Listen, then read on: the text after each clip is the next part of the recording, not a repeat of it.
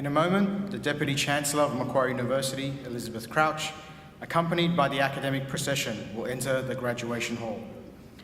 When the procession has arrived on stage, Advance Australia Fair will be performed and you are invited to join in the singing of our national anthem. Ladies and gentlemen, please stand for the academic procession.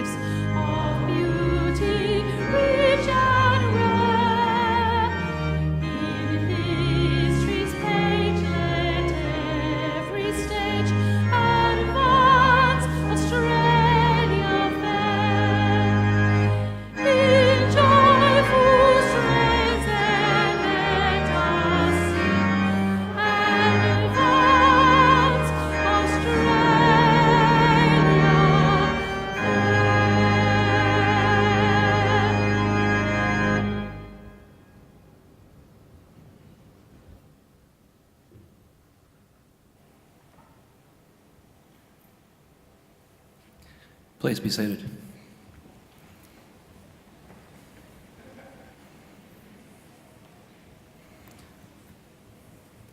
Distinguished guests, ladies and gentlemen, I would like to invite Mr. Chris Tobin, representative of the Darug people, to offer the traditional welcome to country.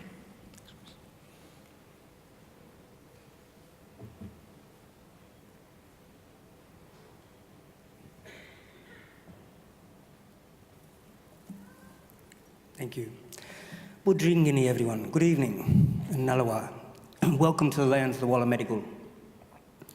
I belong to one of the local Aboriginal families of the Darug people, the traditional custodians over this part of the country. I wish to firstly acknowledge the country itself and its people, and to thank the university for inviting me to welcome you this evening. That acknowledgement is important for our people and much appreciated. My family descend from Yarramundi, a respected elder and cleverman of the Burrabrongal clan during the early years of colonisation. He saw that our survival in this new world could best be secured if we could learn more about it. And so he enrolled his daughter, Bulgari, or Maria, into the Native Institute, a school set up in 1815 by Governor Macquarie, offering formal education to Aboriginal children. Maria studied there for several years and used her newly acquired skills to lobby and eventually secure some land for herself and her family out along the Richmond Road. Other Aboriginal families soon joined them, and it became known as the Blackstown, where the present-day city of Blacktown gets its name from. We are very proud of her, as I'm sure your families are of you here this evening. And with good reason. Your success is our success. Your advancement, our advancement. That was probably better understood in traditional times when camp groups were smaller and clans abided by strict sharing laws, which meant that the food that you caught and brought back was distributed throughout the rest of the camp. Your skills and good fortune were thus enjoyed by all. Your efforts literally nourished the rest of the community, and you in turn were looked after by them. Yes, we can live quite beautifully when we work together. Our Aboriginal ancestors certainly lived well in many respects, and I use occasions like this to offer them to yourselves as a model or a benchmark on how good to expect our lives today.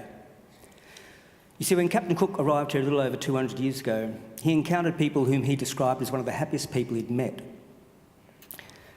They were naked, owned nothing but the tools they carried, made their shelters from the bark of trees without cutting them down, and harvested food from the earth without excessive tilling or clearing. Now, these were not primitive societies, these were ancient cultures. There was no slavery, no rich and poor, no rents or mortgages, and no homelessness. People cooperated to collect the resources which were needed, and then they were shared out according to strict Aboriginal law. Our lands were maintained in their natural state with fire and responsible harvesting.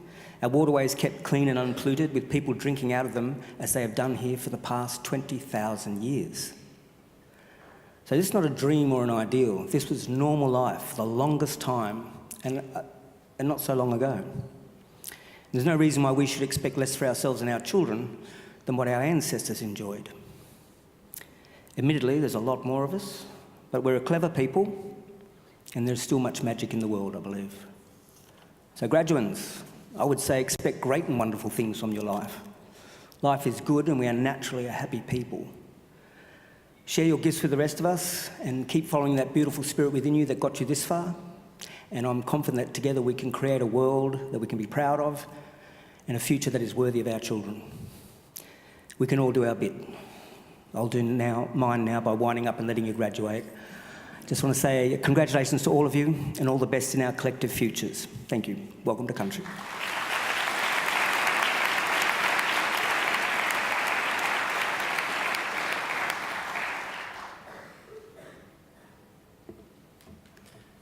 Ladies and gentlemen, I am pleased to introduce the Deputy Chancellor of Macquarie University, Elizabeth Crouch.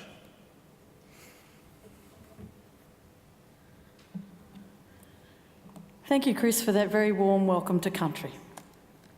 Graduates, ladies and gentlemen, boys and girls, it's my great privilege as Deputy Chancellor of Macquarie University to preside at this very important ceremony. First, I welcome our graduates. I hope this will be a very happy and memorable occasion for you all.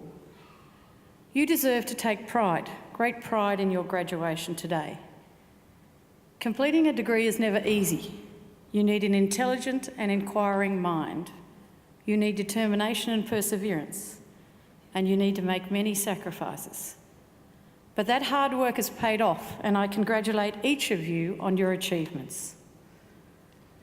Today, I also want to especially welcome those of you who are sitting beside and behind our graduates as their invited guests, because you've all done well too. The very fact that you are here, invited by one of our graduates to share one of the great days of their lives, is proof positive that you've been an important influence. So, mothers and fathers, brothers and sisters, cousins, sons and daughters, grandmothers and grandfathers, friends, husbands, wives, partners, boyfriends, lovers, or whoever you are, congratulations and thank you for joining us on this great occasion. Apart from your attendance today, I have another important service for you to perform for our newest graduates. I want you to make sure that the degrees they receive today are never ever put in a bottom drawer, but are always proudly displayed in a position of prominence. In other words, if our newest graduates are too modest to proclaim their success, I want you to make sure you do it for them. The ceremony that we're about to participate in is one of the world's oldest social rituals. From the time of the very first graduations in Europe more than 800 years ago, graduates have been wearing robes similar to those worn by our graduates today and participating in ceremonies just like this. Indeed, throughout history, graduations have remained a defining feature in the life of every university and its students. Graduations remain an intrinsic part of life here at Macquarie too, and today we're again proud to host this time-honoured ceremony for our newest graduates. Our university takes its name from Australia's greatest colonial governor, Governor Lachlan Macquarie, a man whose greatness and achievements were never acknowledged by his contemporaries, but only by history. We learned at school that Macquarie was a great builder. But I believe his greatest legacy had nothing to do with bricks and mortar. Instead, it lay in his commitment to establishing an egalitarian society, the foundation of the modern Australian notion of a fair go for all. And it is that legacy that we here at Macquarie strive to maintain and honour. Like Governor Macquarie, we seek to transform and improve people's lives, not only of our own students, but also of people. We achieve this through the educational experiences of our graduates and through the fruits of our research. From the very beginning, Macquarie University defied traditional boundaries of academia, instead pioneering new learning and teaching approaches that challenged conventional thinking. We shifted gears and empowered our students to learn in new and exciting ways. We flipped classrooms, secured leading academics, and employed new and exciting forms of technology to improve our student learning experience. As students, you helped us to enhance our collective research and knowledge and improve the services and support we offer. So you didn't just learn from us, we also learned from you. Your vision for tomorrow guides us further still as we position future generations for work and success in the world that you will create. Our graduates today have found a route to success, a route that is unique as they are. Their journey here at Macquarie will in turn guide and inspire the next generation of students that will follow them. Part of our vision for tomorrow involves further developing our campus and looking at our capacity for research. Over the past few years, we've built new facilities including the Macquarie University Hospital, the Australian Hearing Hub, the Simulation Hub, and a state-of-the-art media centre in the Faculty of Arts. Each of these facilities are world-class, some might say even unique. But there's more to come, and we're looking forward to the next exciting phase of Macquarie's development. Over the coming years, we'll enhance our facilities to ensure that Macquarie always remains at the cutting edge of world research. Our campus master plan paints a bold and connected vision of Macquarie's future, a future where research and learning come together to solve the big questions facing our world. Our aim is to provide Macquarie students with the tools and facilities they need to find the answers.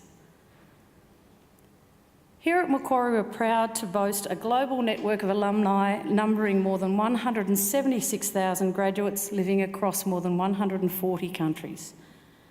and after this group of ceremonies, it will number 180,000. We have more than 4,000 staff, nearly 40,000 students, and hold a ranking in the top 2% of universities in the world. We're developing at a rapid pace, but we're also proud of our heritage and our beginnings. Scientists and engineers at Macquarie work on tomorrow's technology next door to museums housing some of the most ancient artefacts. Our medical scientists look for cures, while our leading business minds develop new economic models, with Macquarie providing the conduit and space for critical thinking and imagination. The balance of world-leading knowledge and facilities, coupled with Macquarie's spectacular natural beauty, gives members of our community the freedom to think and grow. We want Macquarie to always be a leader in teaching and learning, and a leader in the accumulation of knowledge and understanding. It's a unique environment and a unique community of scholars and friends.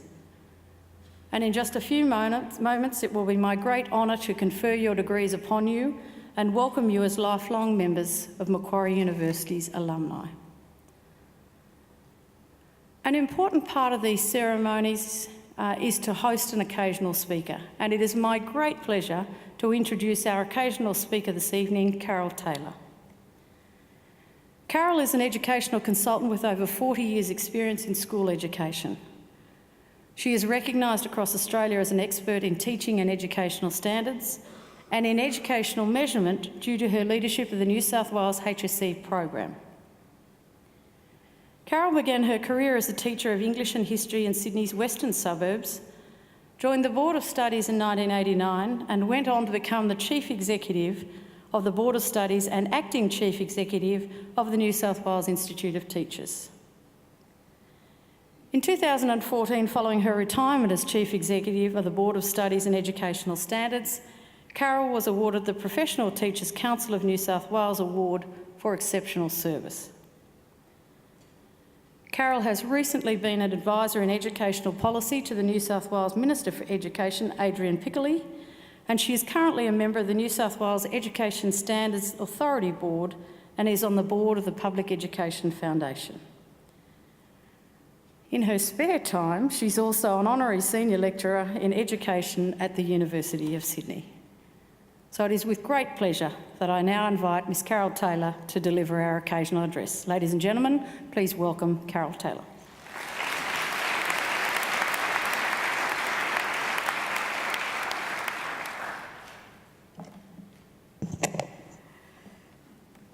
Deputy Chancellor Elizabeth Crouch, Executive Dean of the Faculty of Human Sciences, Professor Simon Handley, distinguished guests, graduates and their parents and friends. Thank you very much for the opportunity to speak with you this evening. I'm really honoured to be able to share part of this ceremony with you. After I agreed to speak, I spent time thinking about what it was I might be able to say to you, and I decided the best source of advice might be my youngest daughter, who is about to graduate very shortly. So I asked her, and she promptly sent me some YouTube videos with a message that says these are solid examples of what I would want to be told when I'm on the brink of being flung into the abyss that is adult life. She's a little bit dramatic, my daughter. Great, I thought, and I had a look at the videos. The trouble is, she'd sent me videos that featured people like Tim Minchin, and it was hilarious. J.K. Rowling, which was absolutely fascinating. And so I came away on a bit of a low because I don't expect that you'll find me either hilarious or fascinating. And so I settled for being able to tell you a little bit about what can happen in a wonderful career that you've chosen, like teaching. And by the way, I can't tell you very much about the abyss that is adult life either. I decided that these days it's trendy for people at my stage of life to write letters to a younger self. And I thought about what I would write to me if I was sitting where you are now. as I did over 40 years ago? What would I have liked to have heard? Now, I realise that whatever was said, I don't remember a word, and I don't expect that you will either, but I'll have a go at giving you some advice. So this is my letter to the younger me. Dear younger self, you don't have any idea of this now, but one day you'll begin your teaching career as an English history teacher in Sydney's West, and before you know it, you'll be Chief Executive of the Board of Studies Teaching and Educational Standards, and you will have loved your work so much that you won't be able to really retire, and you'll continue to do exciting things like giving speeches to young teachers and advising ministers and governments about education policy. You won't get rich, I'm afraid, but you will never be bored, you will never be dissatisfied with your work, and you'll never be reluctant to get up and go to work. First, too, don't doubt that what lies ahead in the field you've chosen will be worthwhile. The hard work that you've put in the study will offer many pathways, and you'll meet many incredible people. You'll have many opportunities to make a real difference to individual lives. It'll be tough and challenging with lows, but plenty of highs. So if you're up for it, younger self, here are some ideas that will work for you along the way, and hopefully they might work for you too. The first is, don't try to do it alone. For those of you that are going into the classroom at the beginning of your career, you'll find that the classroom can be a very isolated workplace if you allow it to be. Find yourself a mentor, an in-school person, or someone in another job. The value is in having someone you can talk to who can give you another perspective. Ask for help where you need it, and see if you can find someone who's willing to coach you as you go forward and realise there are some things that you might not be very good at. Also, younger self, please make sure that you are thoroughly prepared always. Whether it's teaching your class, attending a staff meeting, meeting with parents, do your preparation. You owe it to yourself, the students in your care, and your education community to be thoroughly prepared. And you'll find that knowing what you're doing and understanding the detail of your work will give you a confidence and will demonstrate to others your professionalism. It's hard work to be prepared, particularly at the start, but it becomes a habit and gets easier and pays off in so many ways. Observe the person in the job above yours. The person in the job above you usually knows more and is able to demonstrate practice at a higher level. They probably operate in a different context and have experience that you don't. Observe how they work, how they conduct themselves, even how they dress. Even if your career plan, and you should have one, doesn't include promotion, watching, listening, learning from someone senior keeps you sharp and helps you aim to always take your practice, if not your career, to that next level. Younger self, don't ever stop learning. It's a long time between the beginning and the end of your career. Don't allow yourself to get stale. Join a professional association. Take every opportunity for professional growth. Go back to university. It's never too late to expand your knowledge.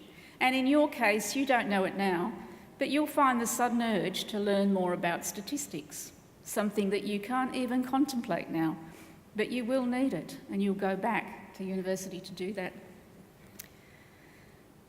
Learn to say yes to challenges and opportunities that come your way, even if they do seem beyond you at the time. You'll be surprised at how agreeing to do one thing will lead to another, and before you know it, you will have learned a lot and gained a reputation for willingness to get things done. Spoiler alert, younger self, this will be very handy in your CV because you will go for promotion. Above all, remember that you will be fine. And don't forget to have a lot of fun along the way. your older self. So what about your future? What does it hold? There are two things in education that I think you should try to fix. The first one is, I believe inequality in education is one of Australia's most challenging policy problems. The data we see from international assessments confirms that we have one of the widest achievement gaps between the poorest and the richest students in our community, one of the widest among OECD countries. Now, I'm proud to have worked with Adrian Piccoli to secure Gonski needs-based funding and to have contributed ideas how best to spend it. But I'm not sure that we've got it right yet. Money won't solve problems on their own. I suspect that at the moment we're using the money to allow 1,000 flowers to bloom across our schools, when a better result may come from fewer, more targeted interventions. And I suspect that closing the inequality gap might need a new approach that recognises schools alone can't solve social problems. I think it's time for future educators and policymakers to look at a cross-portfolio approach that can address the individual needs of students in the areas of their lives beyond school. So, as a teacher, please get into the habit of thinking about education policy issues and having your say. It's not just a matter of accepting a party policy or a union line. You are the practitioner. You speak up for what's best for students. The second thing I'd like you to try to fix is be mindful of complacency. I think we spend a bit too much time congratulating ourselves often as Australians and dismissing or denigrating the things that don't fit the picture we have of ourselves. In my area of expertise, educational measurement, I see a lot of credible data that tells us our children are not doing as well as they could in school, particularly at the top. The decline can be seen in data comparing us with other countries and with longitudinal data across Australia. And I'm getting impatient, particularly with educators who claim it's not a valid result, or blaming tests, or complaining and advocating against testing because they don't like what the results are showing us. I put this down to complacency, but perhaps it's a fear of accountability that assessment brings with it.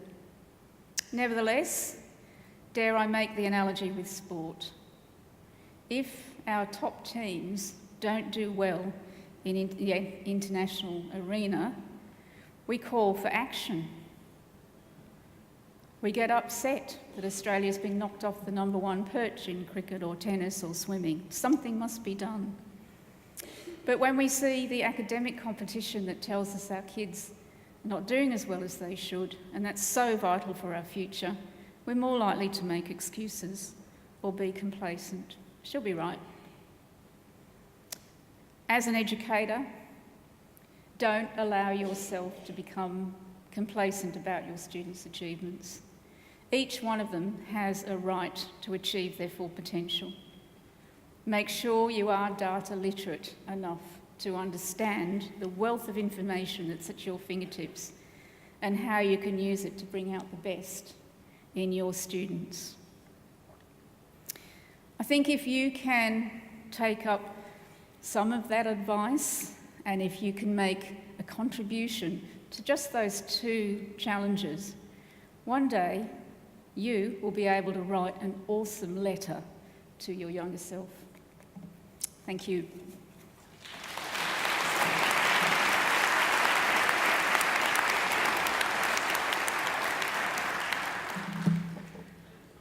Thank you, Carol, for sharing those pearls of wisdom to your younger self and for reminding us of what a great gift it is to be an educator. Ladies and gentlemen, please join me again in thanking Carol Taylor for being here.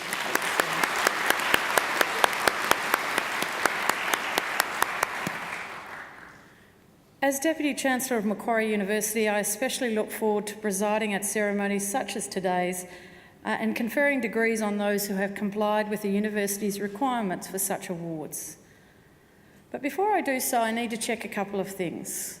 Apparently, if I award you a degree and you're not actually eligible for it, I can't take it back off you. So I need to check a couple of things. Did you go to every lecture? Did you submit every assignment? Turn up late for class? No? All right, okay. I sort of believe you, but just in case, I'm going to call on our Acting Registrar, Dr. Brad Winden, to formally certify that you're eligible to receive your award. Brad. Deputy Chancellor, I certify that all the candidates being presented here today and those who are absent have satisfied the requirements of the Academic Senate for the degrees they are to be awarded. Would all the candidates for admission to degrees please stand? All right, that's you. Very good, you passed that test. In the name of the Macquarie University Council and by my authority as Deputy Chancellor, I admit each of you present to the degrees for which you have qualified. Ladies and gentlemen, please congratulate our newest graduates.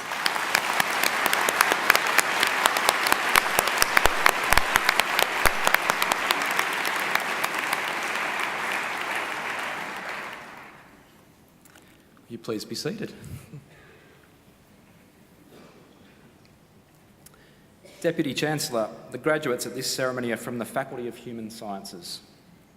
I now call on Professor Simon Handley, Executive Dean of the Faculty of Human Sciences, to present the graduates. Professor Handley. Deputy Chancellor, the Faculty of Human Sciences hosts a unique combination of disciplines connected by the common purpose of building an understanding of what it means to be human. Our departments of Educational Studies, Psychology, Cognitive Science and Linguistics offer innovative and interdisciplinary teaching programs and research strengths in learning, behaviour, mind and language. We aspire to develop a deeper understanding of the human experience and deliver graduates with highly developed professional and personal skills.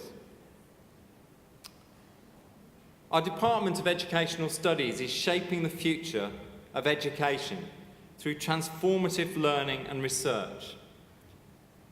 It hosts a groundbreaking $2.7 million Opening Real Science project, which is seeking to improve the way science and maths is taught in schools across Australia. There are significant research strengths across the faculty in child development, which offers significant potential for interdisciplinary research collaborations with education. We are excited about our recent changes in the department, which combines early childhood with primary and secondary education, as well as higher education leadership programs. It is education across the lifespan, and we're currently in the process of expanding our expertise through a significant international recruitment drive to move educational studies to new levels of expertise.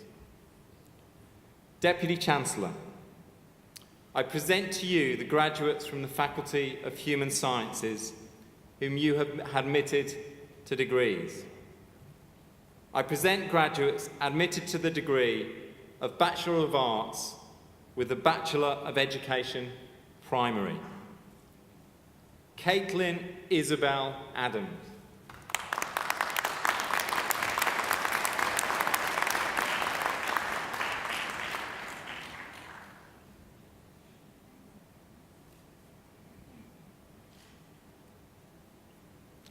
Lauren Alderman.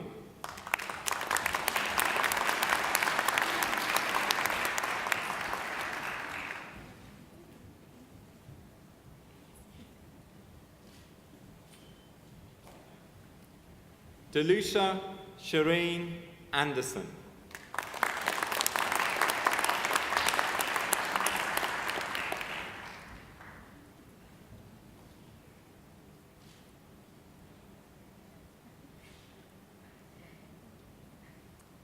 Sajaya Baburi.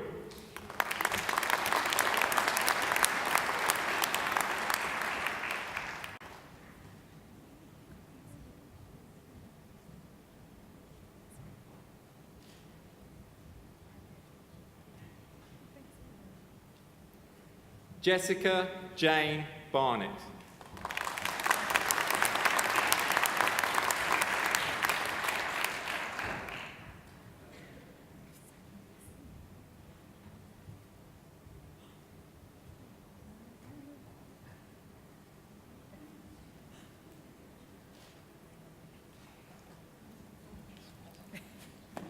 Nicola Ruth Bravo.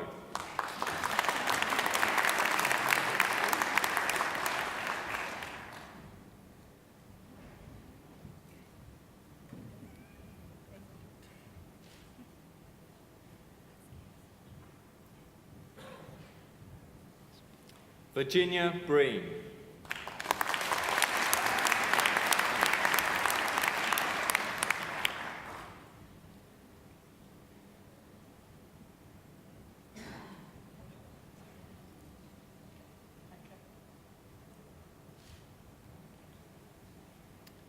Kate Jennifer Buchanan.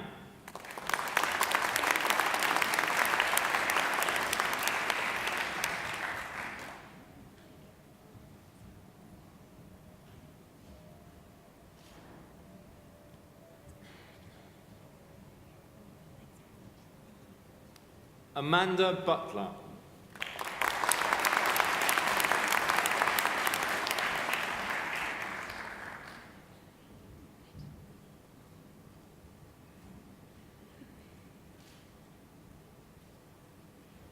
Vivian Chan.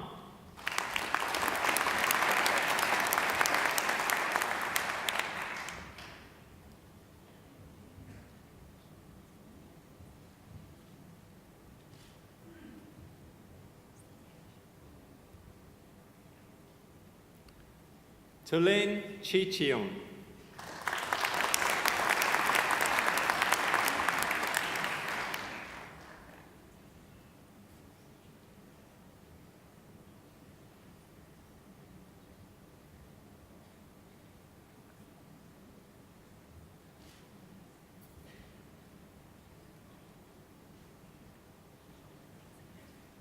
Katrina Chi-Wing Chow.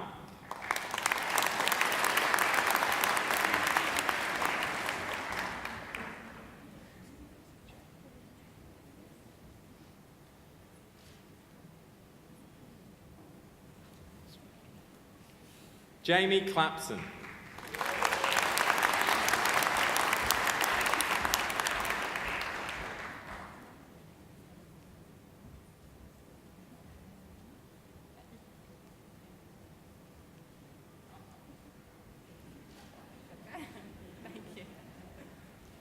Ashley Kate Collins.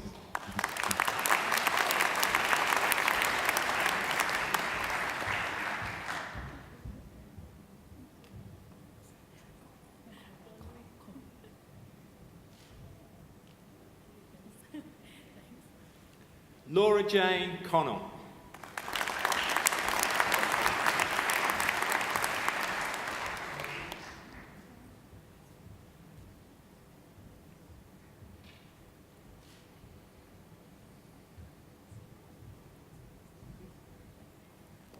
Scott Robert Copland.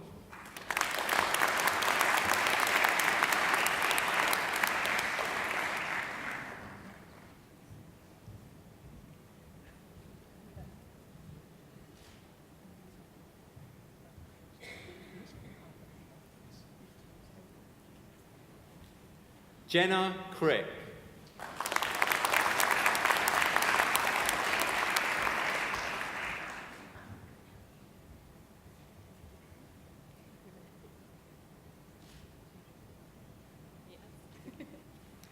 Stasia Damianos.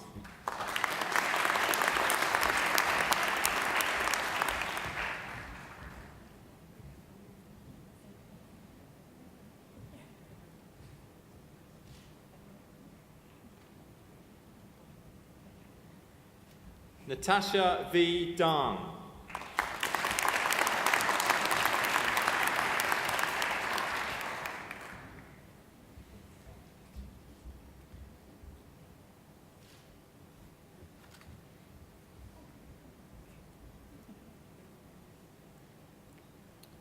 Bianca Di Nicola.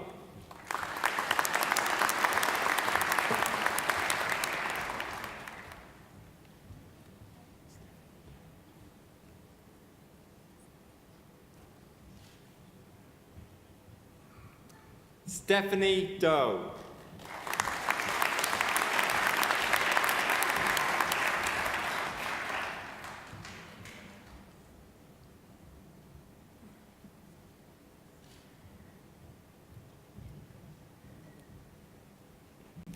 Hannah Docko.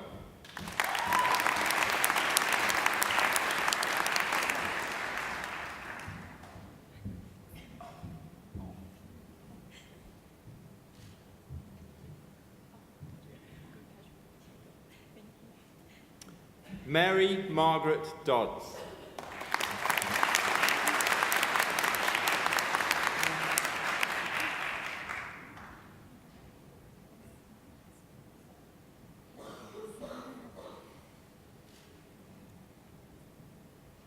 Anisha D'Souza.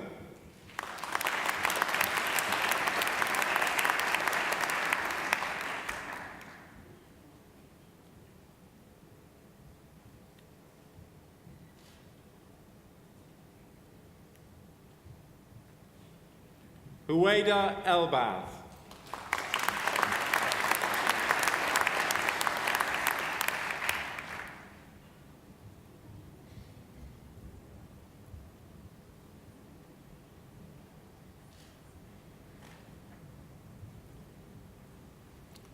Leanne Evans.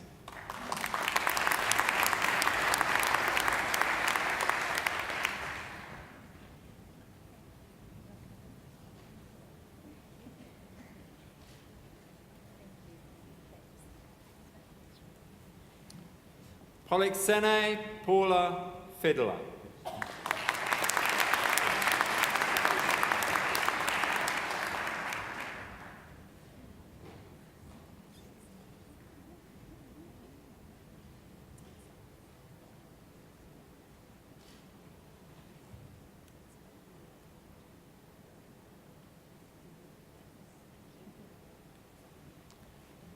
Jacqueline Megan Floyd.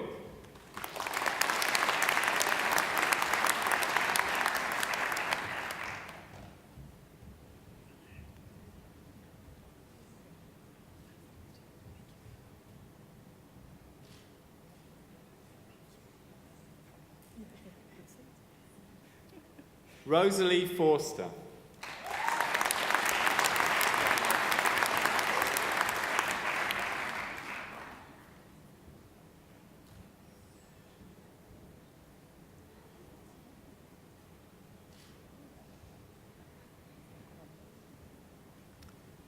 Jennifer Fox.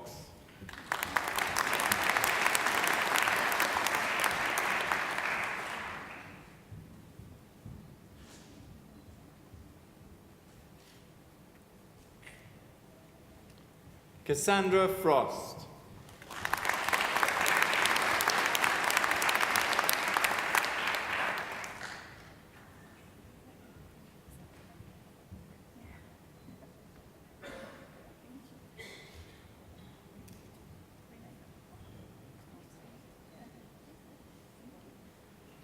Jessica Ann Fulbrook.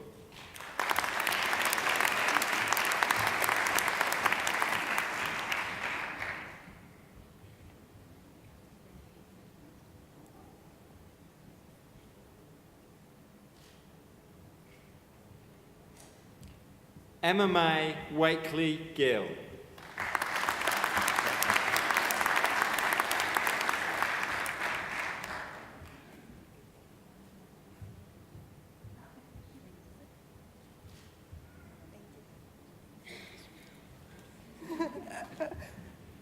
Donna Gorgiewska.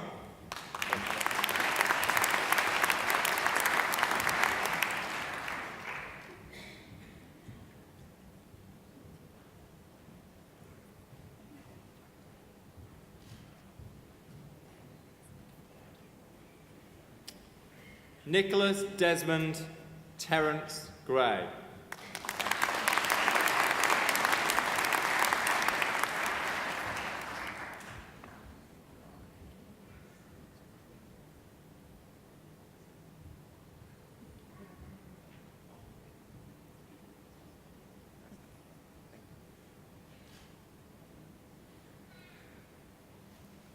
Amanda Lorraine Guy.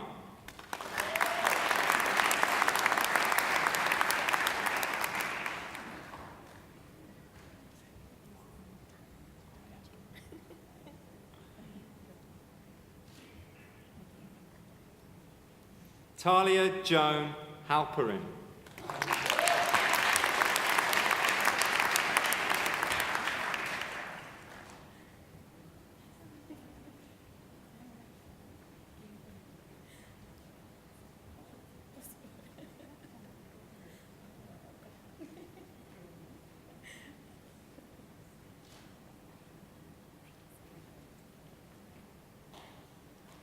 Grace Ellen Healy.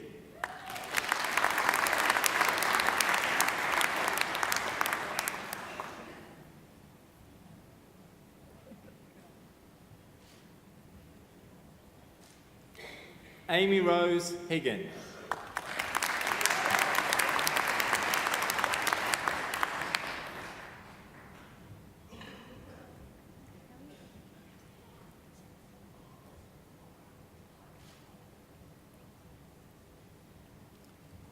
Phoebe Alison Edith Horrell.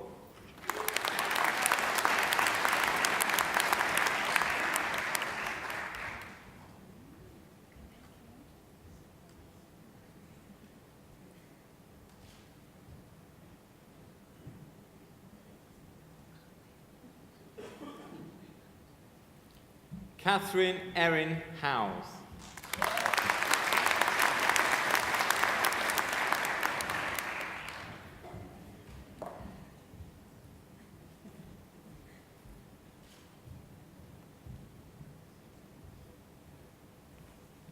Janet Ginny Hyong.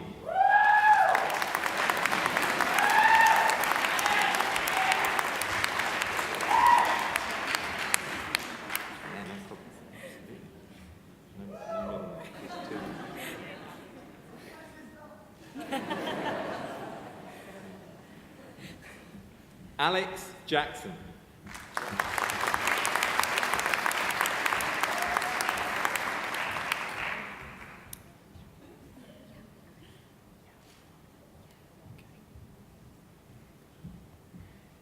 Jessica Margaret Yauhi Einem.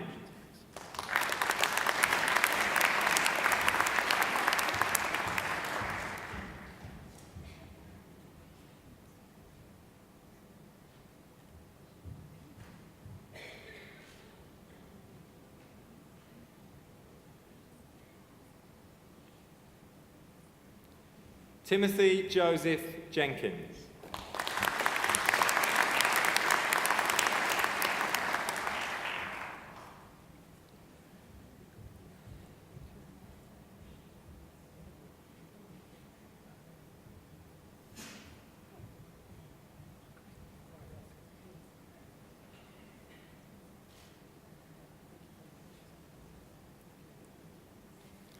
Gemma Jones.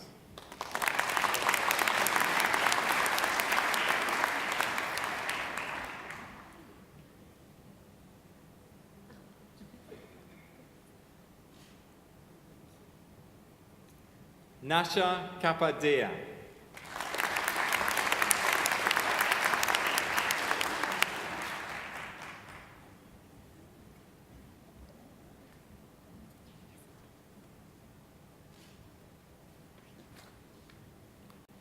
Jessica Ray Kavanagh.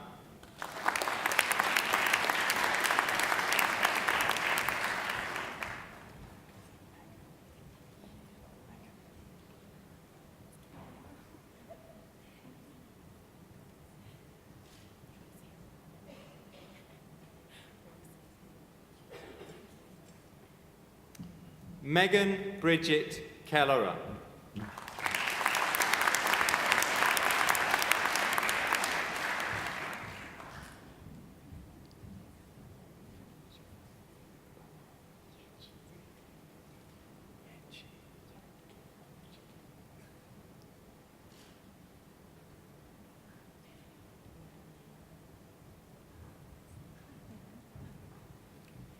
Yechi Kim.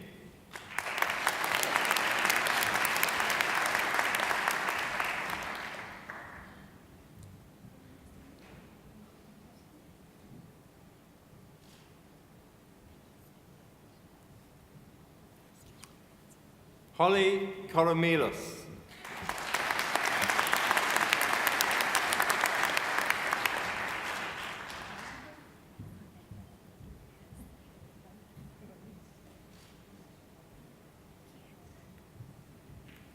Roma Rishika Kumar.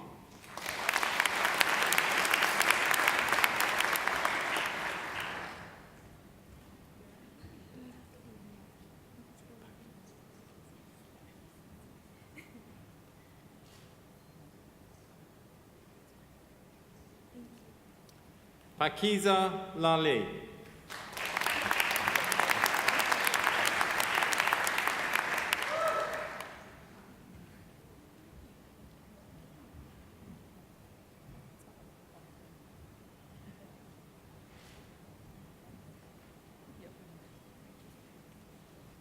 Savannah Lamont.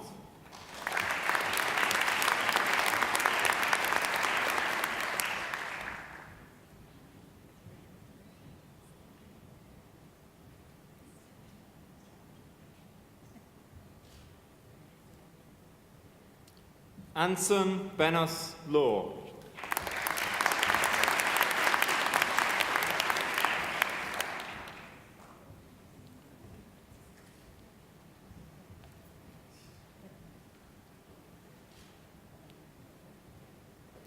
Courtney Ann Laws.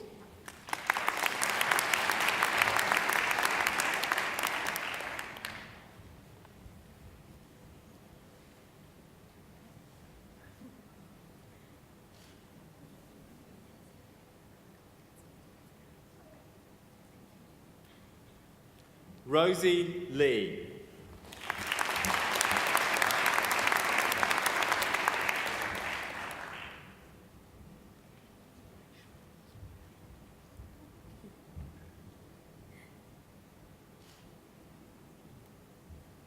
Stephanie Rebecca Leishman.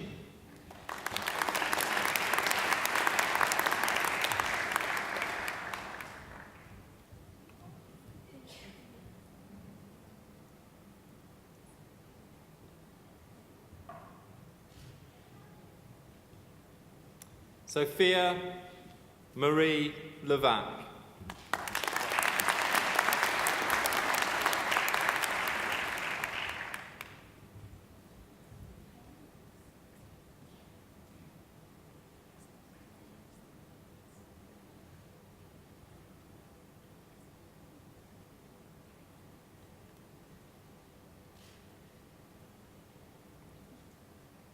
Soyinika Lim.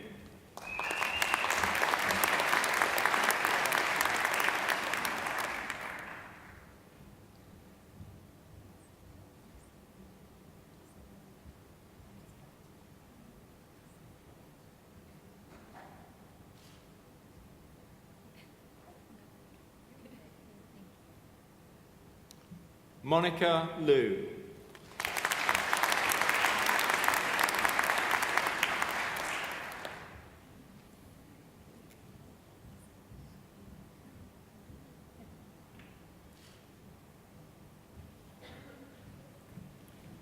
Rebecca Louise Maith.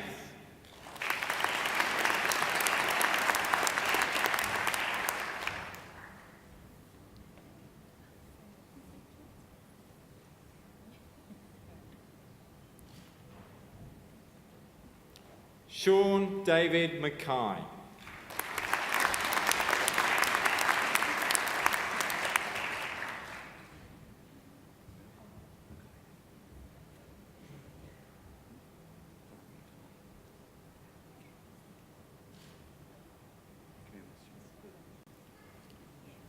Jake Richard Marsden.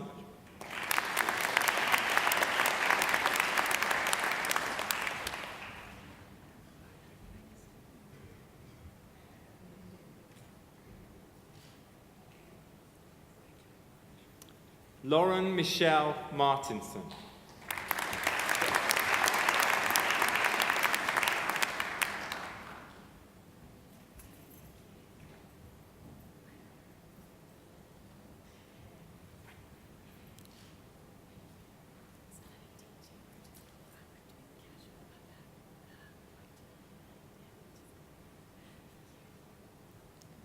Bridget Kathleen McKinn.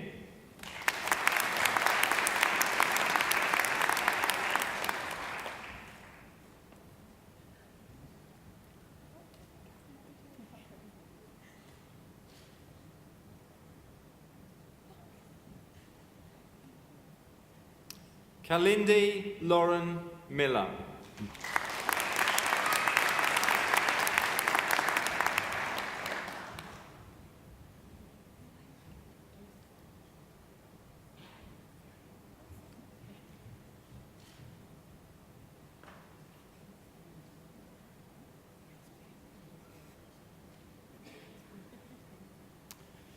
Zainab Morgani.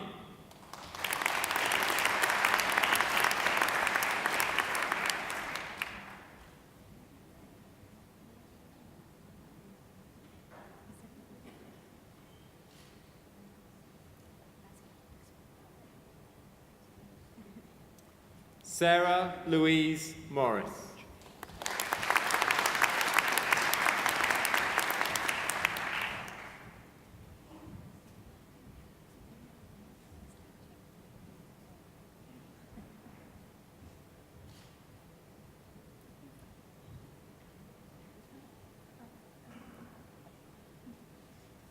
Jemima Morse.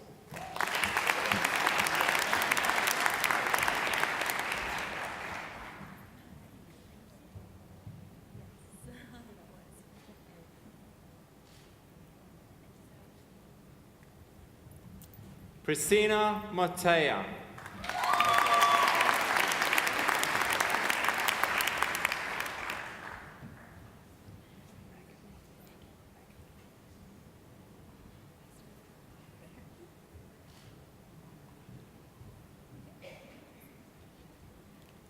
Megan Murray.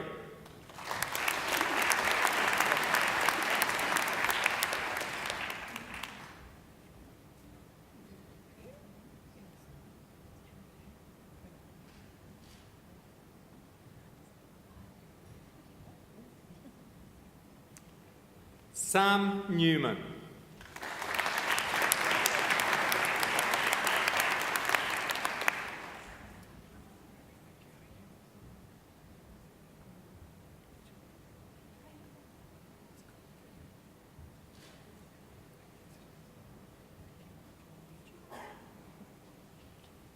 Rebecca Jane Noble.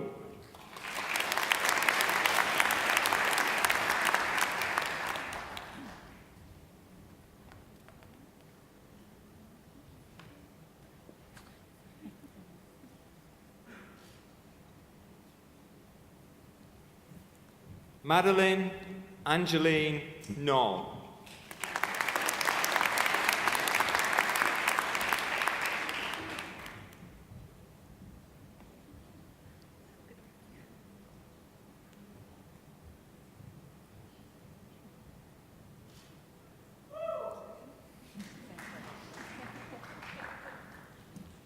Ifdal Nuruddin.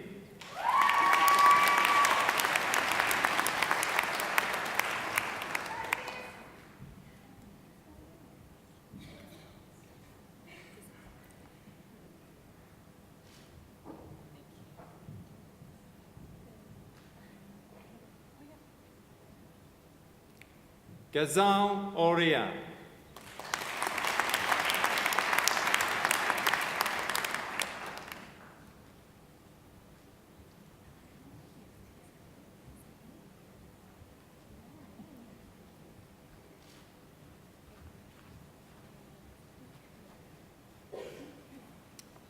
Mia Pejar.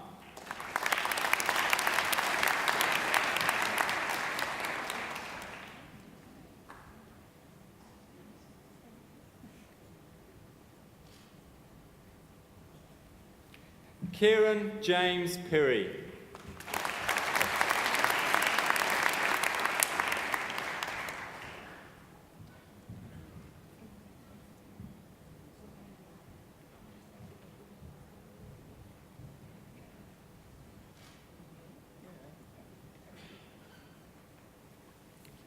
Shinal Prasad.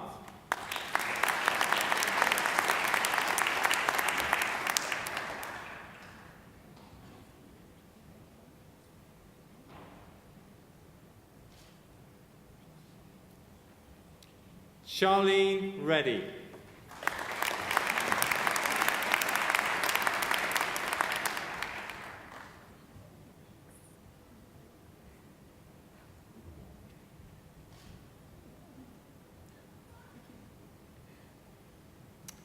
Benjamin Salerno.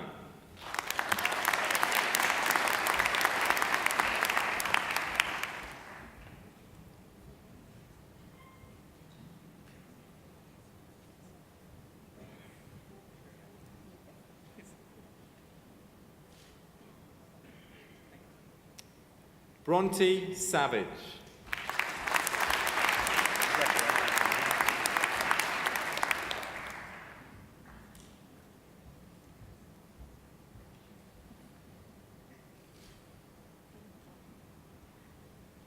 Natalie Chamer.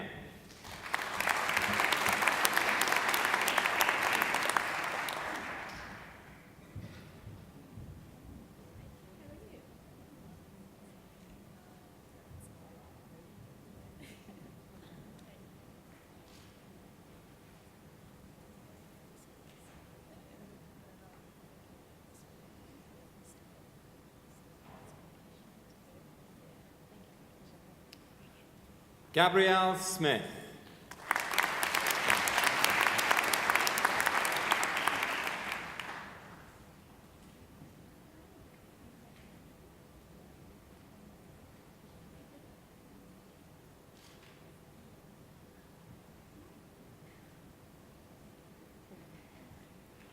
Laura Summers.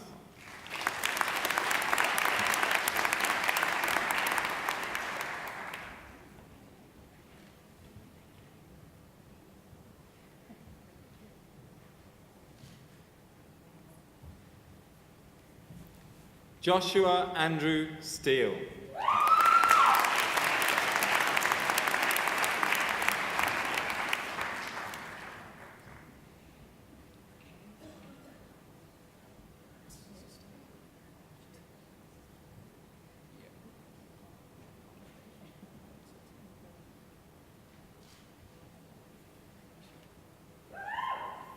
Georgia Rose Tafe.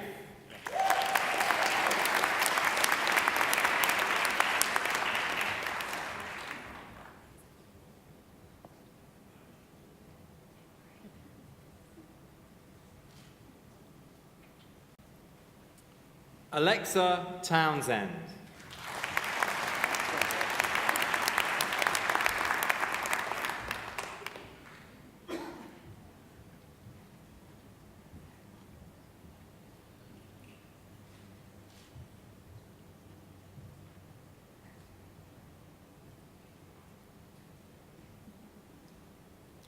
Jade Tegan Townsend.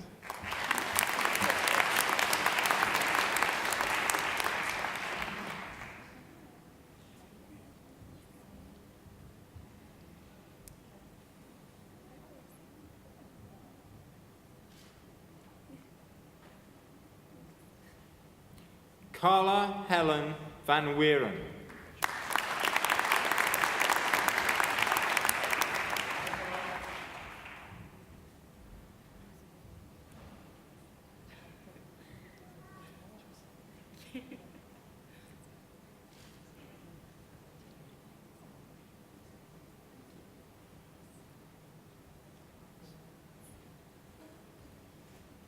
Jeraine V. Yu-Yang.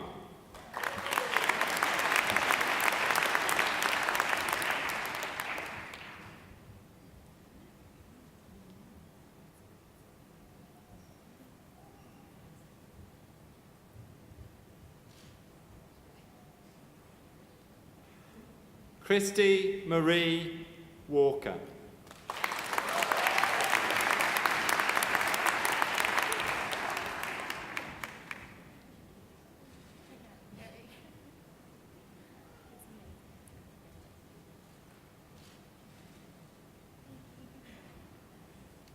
Stephanie Elizabeth Weller.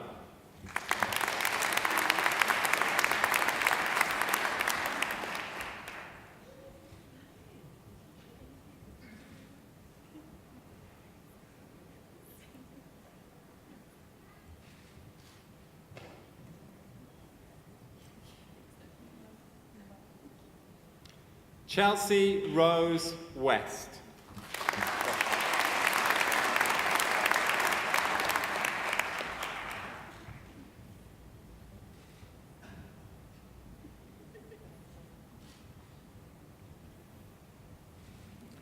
Carleen White.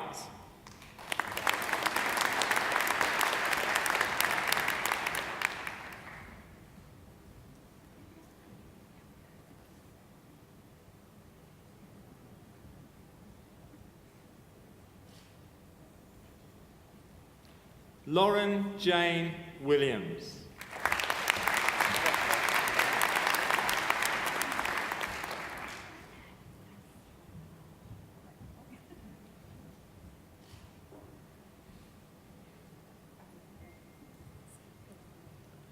Kerry Ann Yee.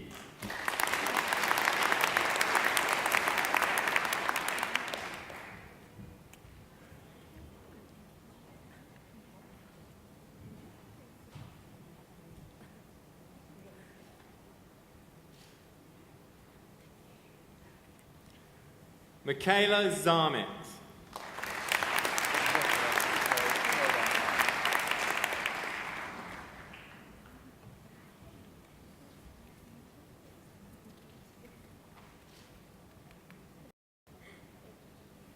Deputy Chancellor, I present graduates admitted to the degree of Bachelor of Arts. Yuki Liang.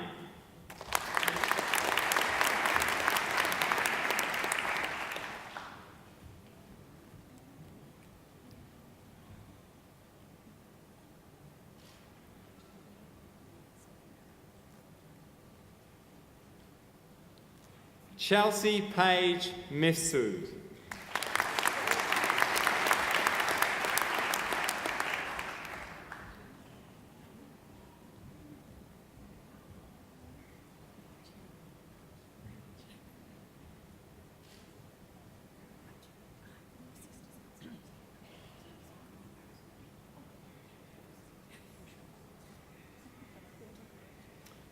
Christine Ramirez.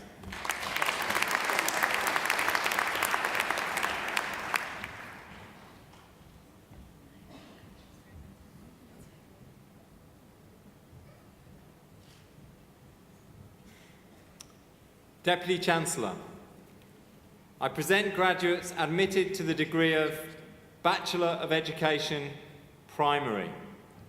Judith Ann Barr.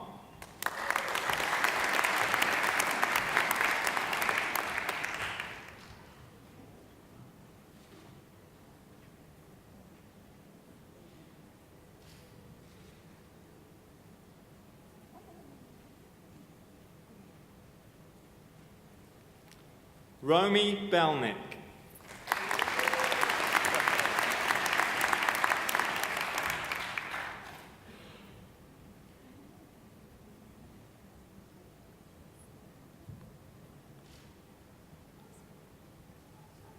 Suzanne Burns.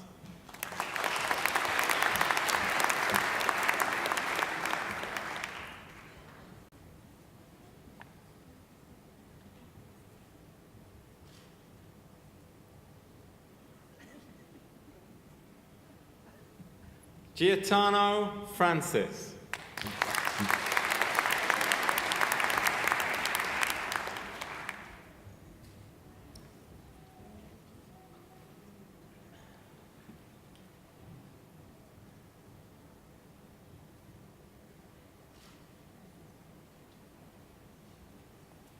Kerry Michelle Franta.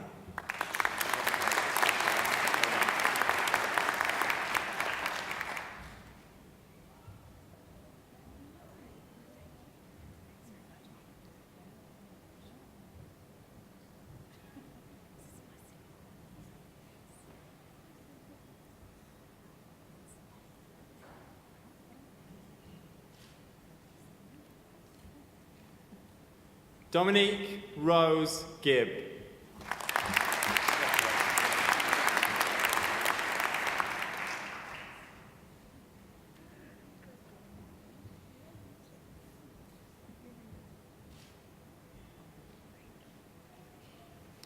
Joshua Paul Harvey.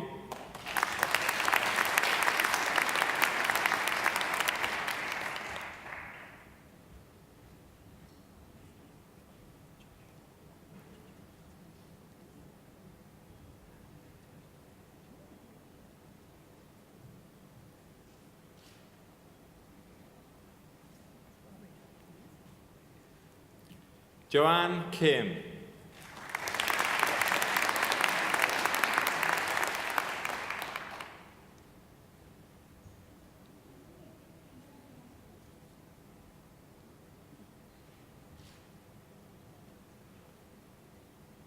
Hana Kitamura.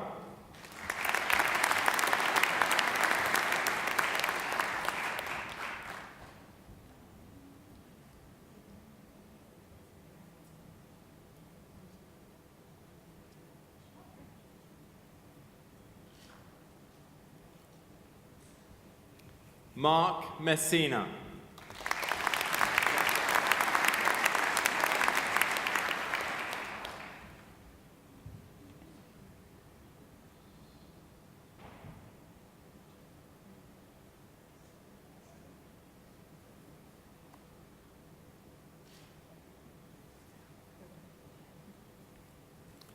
Emma Jane Nixon.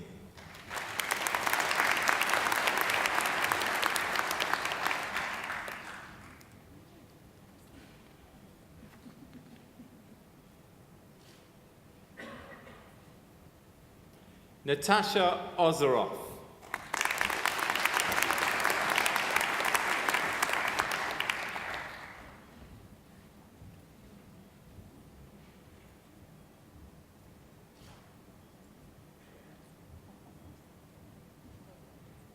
Shirley Grace Ratanak.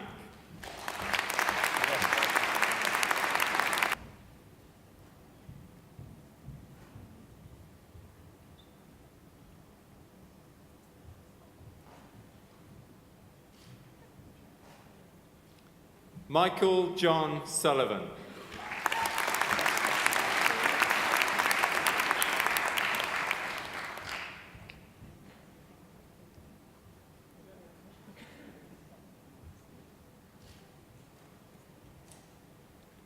Kiara Sweeney.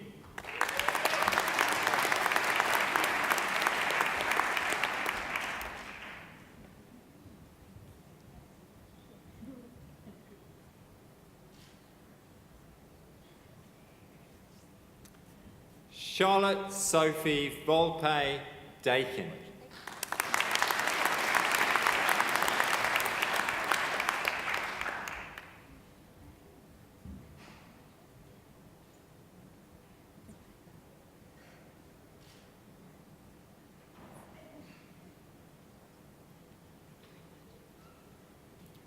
Yan Hay Angel Wu.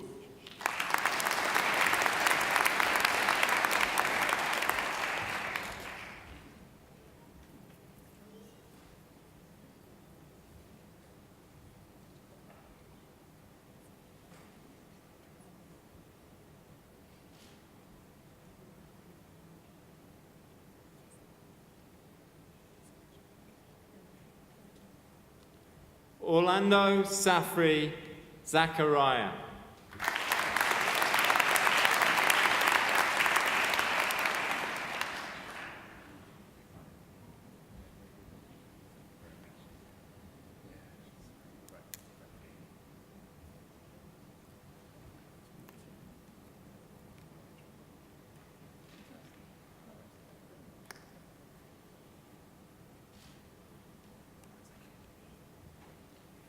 Deputy Chancellor, I present graduates admitted to the degree of Doctor of Philosophy. Dr. Manoj Chandra Handa for a thesis entitled Leading Differentiated Learning for the Gifted.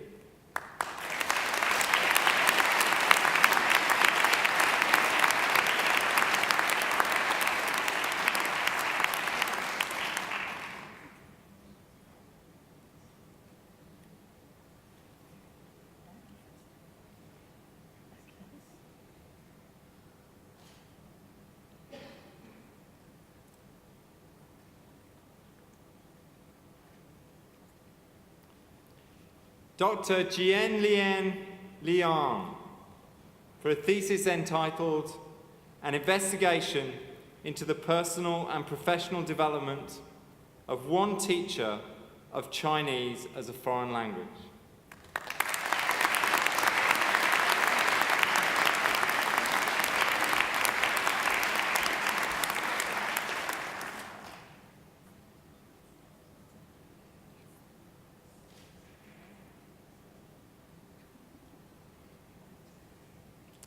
Dr. Kevin Francis McGrath, who has been awarded the Vice-Chancellor's Commendation for Academic Excellence for a thesis entitled Disruptive Students' Relationships with Their Teachers in the First 3 Years of School.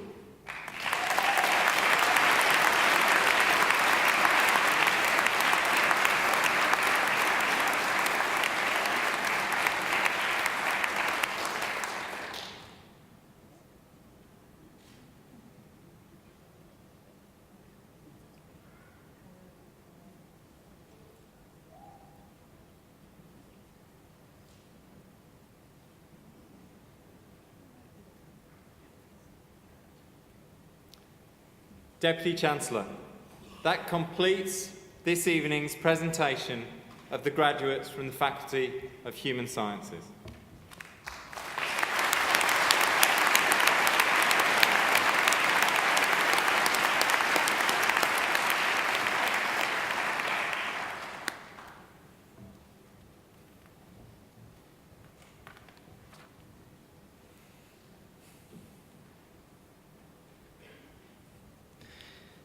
Deputy Chancellor, I call on Dr. Kevin Francis McGrath, who graduated today with a Doctor of Philosophy, to speak on behalf of the graduating group.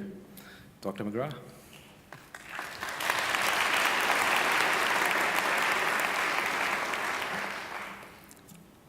Deputy Chancellor, members of the University, fellow graduates and guests. Here we go. I've had the pleasure of teaching many of the graduates that are here today, if not teaching them face-to-face, marking their assignments, and I can assure you they've all passed, so that's always good. Okay, let me begin by thanking my supporters who couldn't be here today, but without them, I wouldn't be here. Gloria Jeans, Max Branner, and Wally's coffee cart. I've measured my life in cups of coffee, I honestly have. No, really, I should thank my parents. I remember turning to my mum and saying, "Mum, I know what I want to be when I grow up. I want to be a helicopter pilot." And she said, "It's a bit late for that, don't you think? You just finished a PhD and you graduate this afternoon." So, for now, I'll speak about education. Never in our history has education been more important. Our last Prime Minister, right, he ate a raw onion on national television with the skin still on. Our news bulletins are filled with stories like, "It was a hot day today," and "3 cats are missing in Hornsby." And some people think that an Instagram is a unit of measurement. The future is filled with uncertainty. Education has never been more important. The teaching profession is not just one of the oldest professions, but it's also one of the largest in our country. There are currently around 3,798,000 students in our schools, and this increases by about 50,000 students each year. Almost every child in Australia will attend one of only 9,400 schools, and today you join a workforce of 398,000 full-time teachers, not including the thousands of casuals. We have our own bank, right? That's crazy, we have our own bank. And we drive our nation's economy, being one of the largest purchasers of laminators, post-it notes, and red pens. We decide who passes our tests, who meets our national education standards. We influence how much children enjoy learning and how valued they believe they are.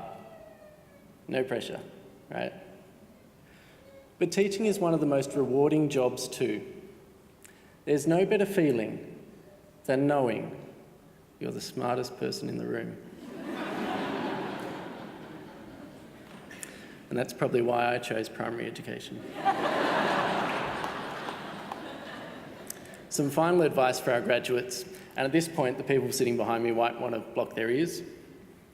In my experience, if you don't know the answer to a question, answer it with another question. If you're really lost, that's okay. We call that discovery learning. Remember to extend your brightest students by, getting them to colour something in, right? The first lesson on a new topic is always a title page. And be a lazy teacher. Set group assignments to reduce your marking, right? And then get the students to mark their own work anyway. We call that developing social skills and metacognitive awareness. Honestly, I can't summarise 4 years of teacher training now. So what I will say is to our guests, finding work in education is not easy. We might feel like giving up. While we graduate today, we will need your support tomorrow. To my fellow graduates, we did it, you did it, now let's celebrate. Thank you.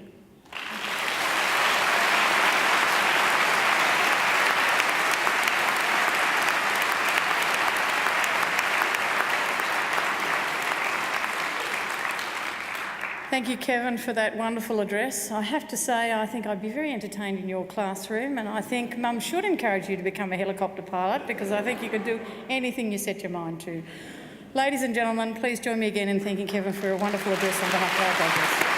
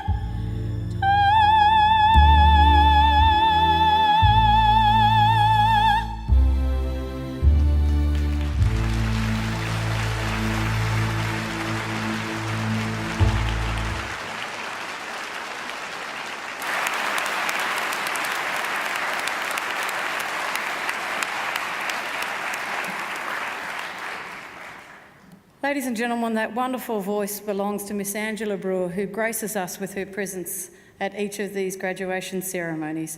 Please join me again in thanking her.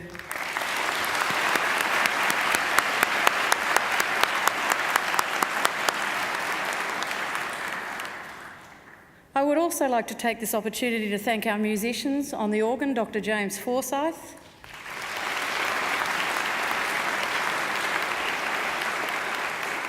And on the trumpet, Miss Melanie McLaughlin.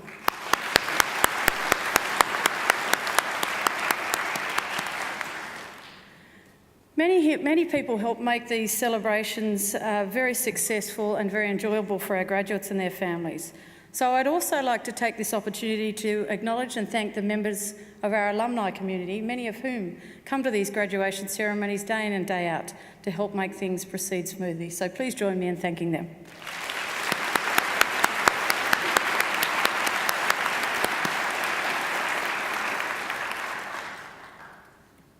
Graduates, this ceremony marks the end of one stage of your relationship with Macquarie University, but it's certainly not the end of your association with us.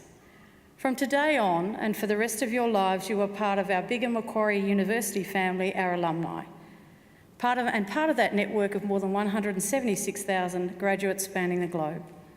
We'll keep in touch with you through our Alumni Relations Office and hope you'll come back here to attend functions, to undertake more study, or simply to visit our beautiful campus. You're welcome anytime.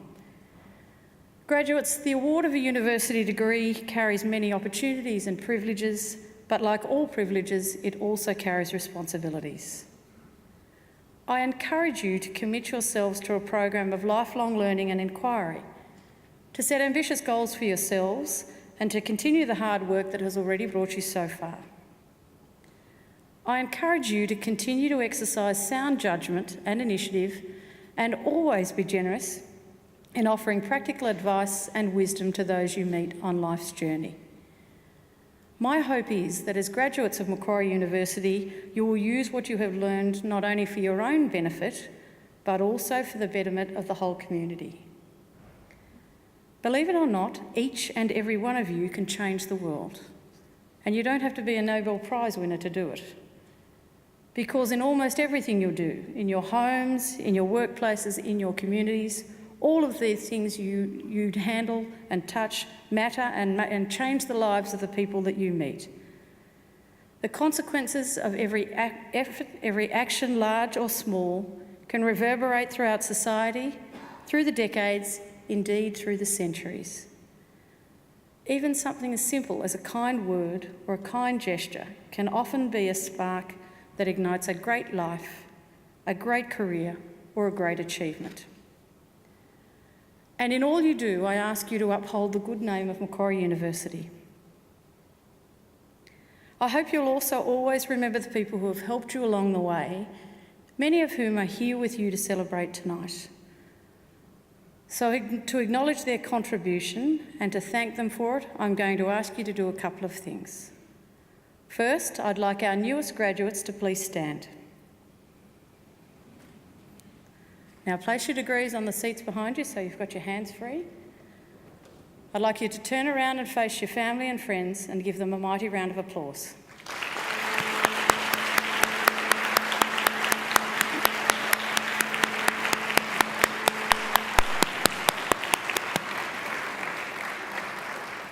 Here on the dais, you can turn around, but don't sit down yet. I've got one more thing for you to do.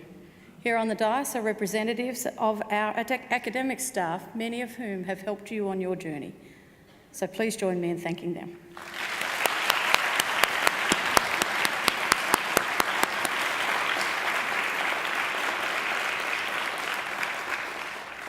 Now you can be seated now, but just for a minute. Yes, don't leave those degrees behind, that's what you're here for.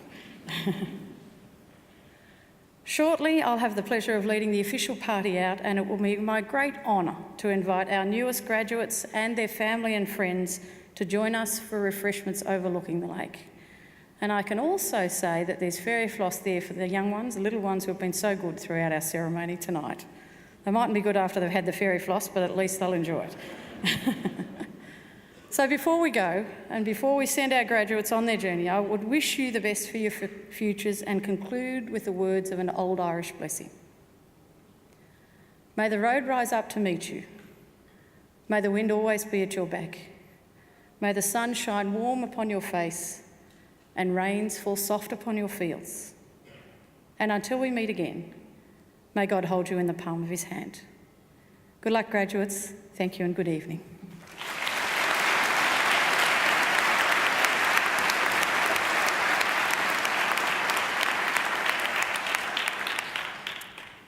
The official party will now leave the graduation hall through the centre aisle and will be followed by the graduates. Would you please stand, everyone, and remain standing until the last of the graduates have processed out.